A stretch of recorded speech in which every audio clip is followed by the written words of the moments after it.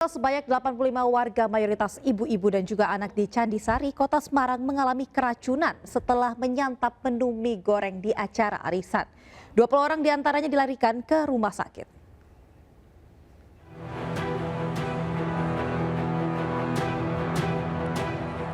Sebanyak 85 warga Kelurahan Jomblang, Candisari, Kota Semarang keracunan usai menyantap makanan di sebuah acara arisan.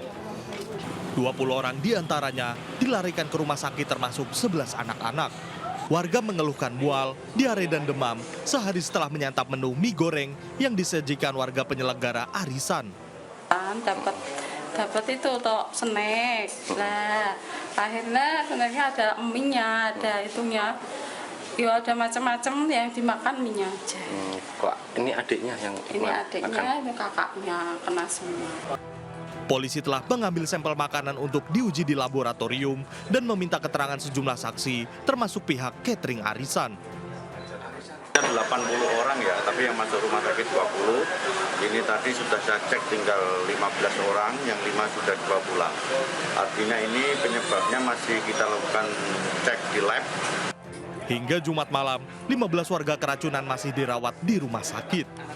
Dari Semarang, Jawa Tengah, Kristadi, iNews. Polisi mengungkap fakta memilukan dari kasus pembunuhan bocah 9 tahun yang jasadnya dibungkus karung di Bekasi, Jawa Barat.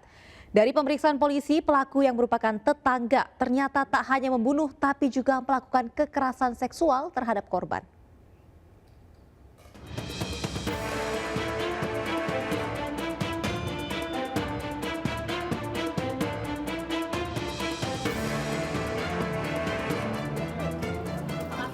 Kasus pembunuhan GH bocah berusia 9 tahun di Bantar Gebang, Bekasi, Jawa Barat akhirnya terungkap. Dari investigasi, pelaku Didik Setiawan ternyata tak hanya membunuh, tapi juga melakukan kekerasan seksual terhadap korban. Pelaku juga diduga pedofilia dan sudah lama mengincar korban yang merupakan tetangganya. Tersangka DS untuk melakukan tersebut karena untuk menutupi perbuatan pencabulan yang dilakukan oleh tersangka terhadap anak korban inisial GH. Pembunuhan bocah GH usia 9 tahun di Kampung Udik, Ciketing, Bantar Gebang, Bekasi menggegerkan publik. Jasad korban ditemukan terbungkus karung di dalam lubang mesin air di dalam rumah pelaku. Polisi telah menggelar olah TKP dan memeriksa 15 saksi termasuk istri pertama dan istri kedua pelaku. Pelaku yang berprofesi sebagai montir panggilan diketahui tinggal sendiri di rumahnya, sementara istri mudanya pergi sejak 7 bulan lalu. Dari Bekasi, Jawa Barat, Rahmat Ilyasan, iNews melaporkan. Longsor batu-batuan besar terjadi di ruas jalan Trans Flores di Kabupaten Ende, Nusa Tenggara Timur, Jumat sore. Video detik-detik setelah longsor viral di media sosial. Material longsor tebing berupa bebatuan besar bercampur tanah memenuhi badan jalan Trans Flores di Kabupaten Ende, Nusa Tenggara Timur. Tepatnya di kilometer 69 Kecamatan Wolowaru.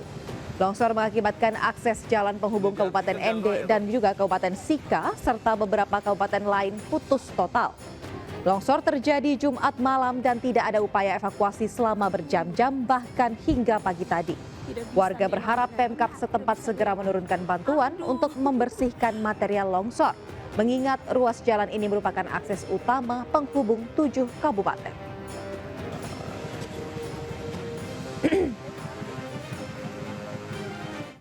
Pemirsa, ribuan orang yang tergabung dalam Aliansi Ormas Islam Indonesia pagi ini berkumpul di kawasan Patung Kuda, Silang Monas, Jakarta Pusat menggelar aksi damai bela Palestina. Massa menuntut penghentian genosida yang dilakukan Zionis Israel terhadap rakyat Palestina.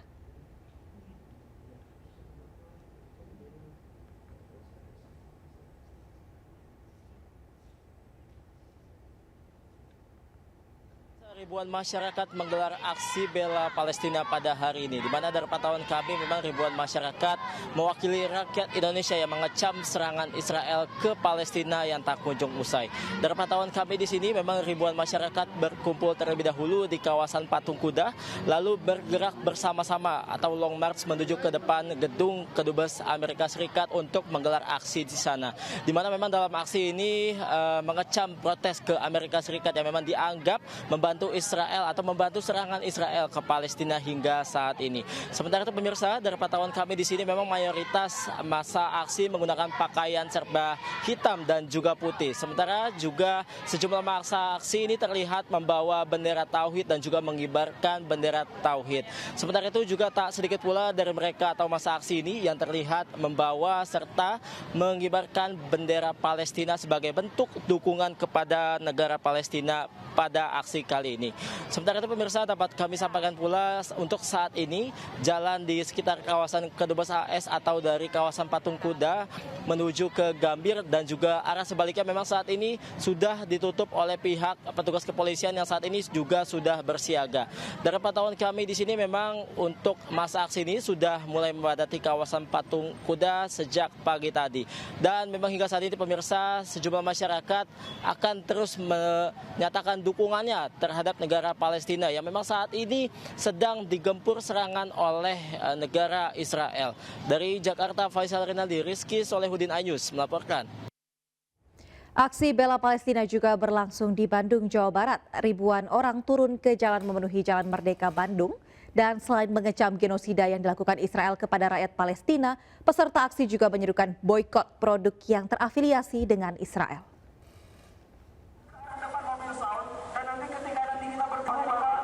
Sejak pukul 6 pagi, ribuan umat muslim dari berbagai daerah sudah berkumpul di Masjid Pusdai Kota Bandung. Dan massa kemudian berjalan menuju salah satu pusat perbelanjaan di Jalan Merdeka, lalu menggelar orasi.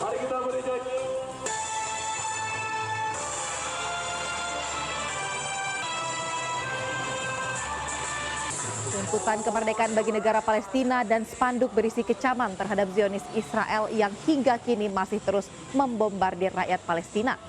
Massa kemudian melanjutkan long march ke depan gedung DPRD Kota Bandung.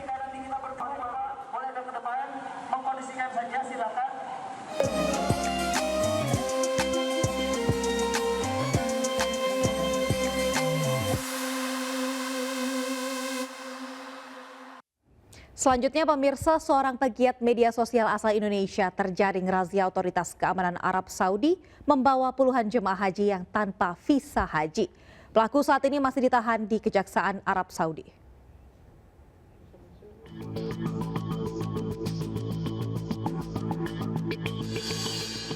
Otoritas Keamanan Arab Saudi menangkap seorang pegiat media sosial asal Indonesia LMN dengan tuduhan menjual paket haji tanpa visa resmi.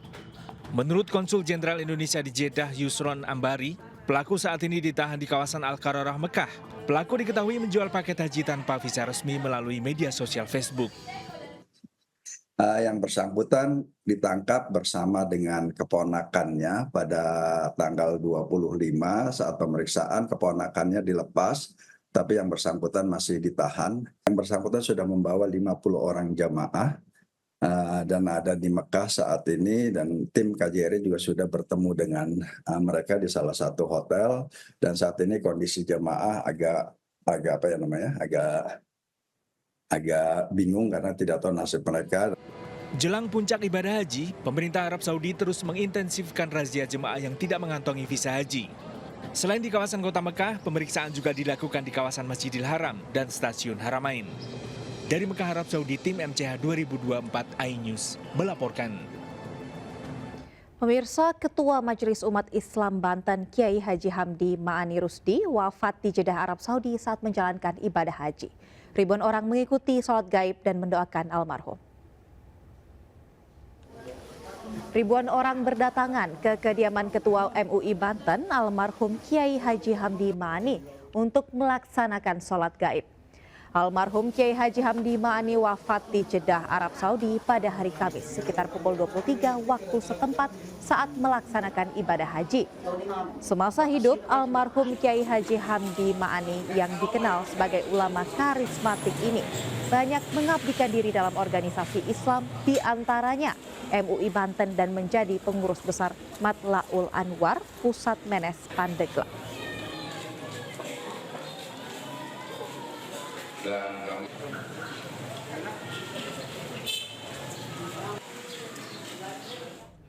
Pemirsa, kita beralih ke informasi lain.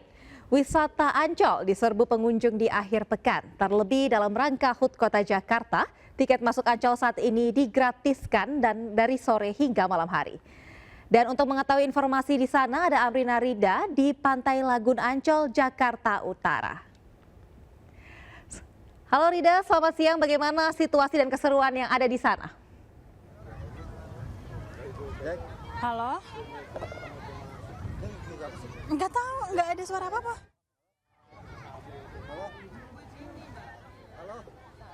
Selamat siang Rida, bagaimana?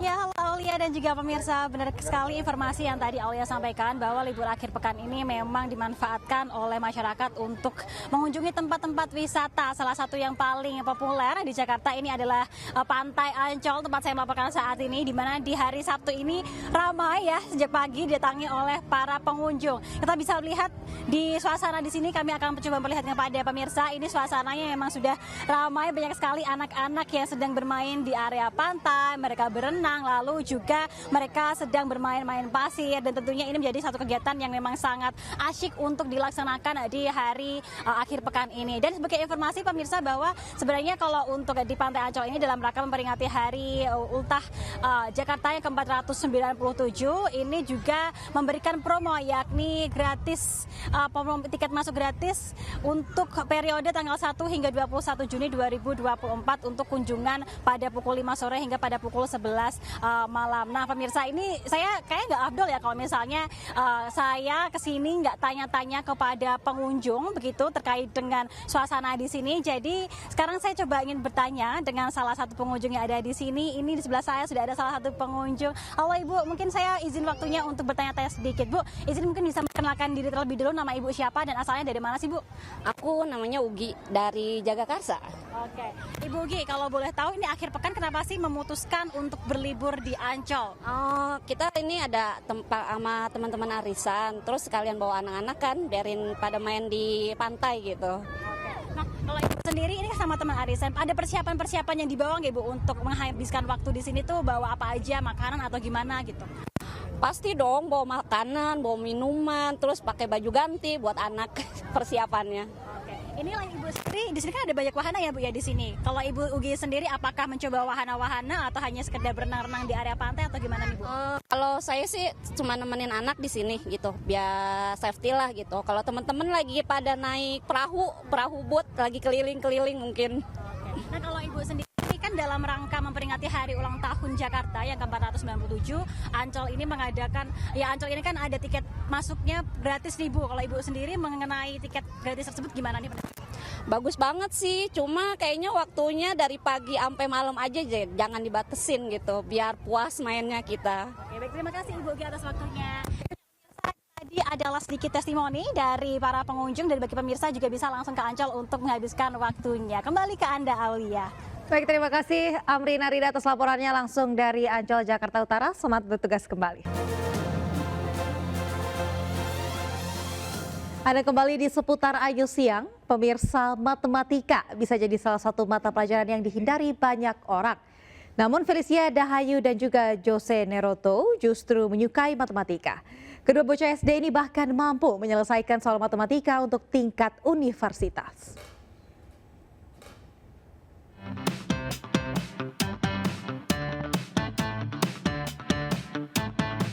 Nah, kalkulus ini merupakan cabang matematika yang mempelajari mengajar kakak-kakak mahasiswa di kampus Universitas Cendrawasih. Atau membuat kagum Elon Musk saat diminta menyelesaikan soal kalkulus. Jose Neruto dan Felicia Dahayu, dua bocah ajaib ini memang jago matematika. 5 bulan terakhir keduanya sedang menyiapkan diri menghadapi Olimpiade Ilmu Pengetahuan dan Matematika tingkat Asia. Setiap hari Felicia dan Jose memecahkan beragam soal matematika. Kita sudah diberikan materi-materi baik tingkat SD, SMP, SMA, sampai perguruan tinggi seperti geometri, lalu kalkulus diferensial maupun integral, trigonometri seperti yang tadi. Agar mudah dipahami, pembimbing Jose dan Felicia mengajarkan matematika dengan metode yang menyenangkan yang dikenalkan oleh Profesor Yohanes Surya. Hal inilah yang membuat Felicia jatuh cinta pada matematika. tidak terlalu serius kayak di sekolahan kayak gitu. Karena di gasing itu kita juga sambil menari, terus sambil berjoget lah pokoknya, sambil bermain game juga, tapi sambil belajar juga kayak gitu. Dari Jakarta, Nisa Sahib dan Dede Rudi, iNews melaporkan.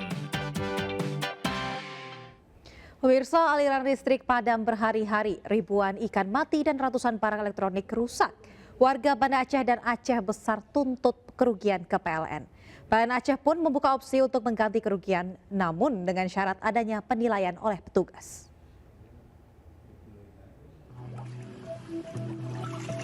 Ribuan ikan bawal milik kelompok tani di Kecamatan Banda Raya, Banda Aceh mati akibat gangguan pasokan listrik PLN selama berhari-hari. Tidak ada aliran listrik membuat oksigen ke bioflok yang berisi ribuan ikan budidaya terhenti. Kerugian pun tak main-main, mencapai puluhan hingga ratusan juta rupiah. Yang seharusnya panen mati diakibatkan kurangnya oksigen karena mati listrik. Aliran listrik yang belum stabil di Banda Aceh dan Aceh Besar juga mengakibatkan ratusan alat elektronik warga rusak.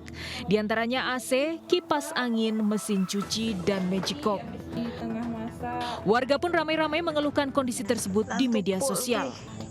Sepanjang hari, pasokan listrik ke rumah-rumah warga mati hidup dengan tegangan naik turun. Terkait banyaknya kerugian akibat padamnya aliran listrik, PLN membuka opsi untuk pendataan besaran ganti rugi. Namun dengan syarat harus dilakukan penilaian oleh petugas PLN. Mungkin nanti case by case akan dilakukan penelitian oleh teman-teman PLN khususnya di lapangan. Nanti akan diputuskan.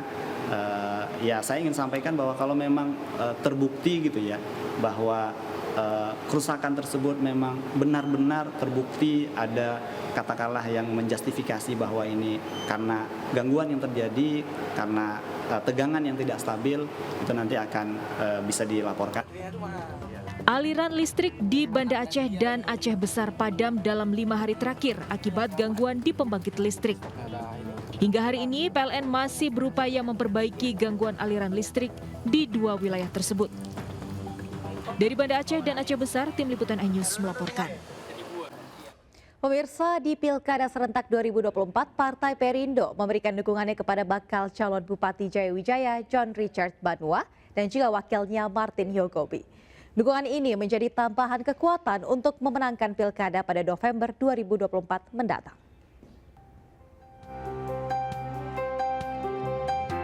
Ketua Harian Nasional DPP Partai Perindo Angela Tanusudibio secara resmi memberikan surat dukungan kepada pasangan calon Bupati dan Wakil Bupati Kabupaten Jayawijaya, John Richard Banua dan Martin Yogobi. Penyerahan surat dukungan ini dilakukan di kantor DPP Partai Perindo Menteng, Jakarta Pusat. Dukungan diberikan kepada pasangan ini lantaran mereka memiliki komitmen membangun Kabupaten Jayawijaya yang berada di Provinsi Papua Pegunungan.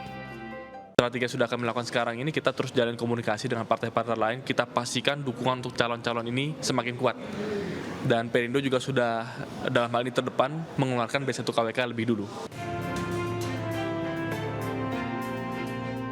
Ketua Harian Nasional DPP Partai Perindo Angela Tanusudibio menyerahkan surat rekomendasi dukungan pada Bacabub Yahukimo Didimus Yahuli dan Cawabub Esau Miram untuk maju pada Pilkada Serentak 2024.